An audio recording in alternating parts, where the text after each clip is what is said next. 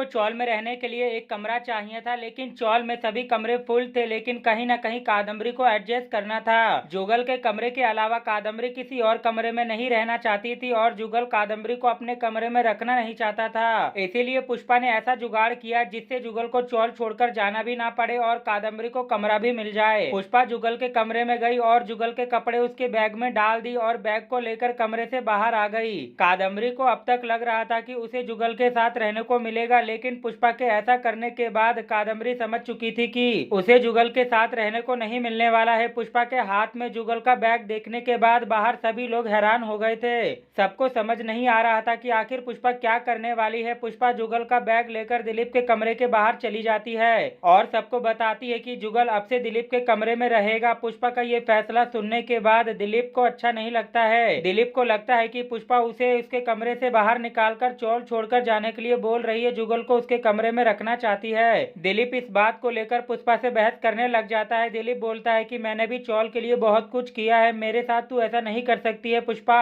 मुझे चौल से निकाल नहीं सकती है। दिलीप पुष्पा की बात सुन ही नहीं रहा था और बस अपने में जो लग रहा था उसे वो बोलता जा रहा था। फिर पुष्पा ने दिलीप को चुप करवाया और उसे बताई कि तुझे कहीं नहीं जाना है और तुझे मैं कहीं नहीं भेज रही हूँ, चौल छोड़कर नहीं जाना है तुझे कहीं, तुझे जुगल के साथ रहना है। पुष्पा ने जैसे ये बात बोला दिलीप का दिमाग और ज्यादा खराब हो गया। दिलीप ने जुगल के साथ रहने से मना कर दिया। दिलीप ने बोला कि मैं कितने सालों से अकेला रह रहा हूँ, एकदम से कोई मेरे साथ रहेगा मुझे अच्छा नहीं लगेगा। जुगल को भी नहीं रहना था दिलीप के साथ एक ही कमरे में, लेकिन जुगल के पास कोई और रास्ता नहीं था दिलीप के साथ रहने के अलावा। जब जुगल और दिलीप नहीं मान रहे थे, पुष्पा की बात को नहीं समझ रहे थे, तो अश्विन ने जुगल और दिलीप को मैसेज किया। अश्विन ने दोनों को मैसेज में समझाया कि मम्मी की बात मान जाओ और उनके सामने एक शर्त रखो। फिर दिलीप और जुगल ने पुष्पा जो बोल रही थी वो मान गए। दोनों एक साथ एक कमरे में रहने के लिए तैयार हो गए। फिर जुगल और दिलीप ने पुष्पा को बोला कि हम दोनों एक साथ एक कमरे में रहने के लिए तैयार है, लेकिन हमारी एक शर्त है। पुष्पा ने दोनों से शर्त क्या है ये पूछा, जिसके बाद दोनों ने बताया कि तुझे कॉलेज जाना पड़ेगा लॉ वाले।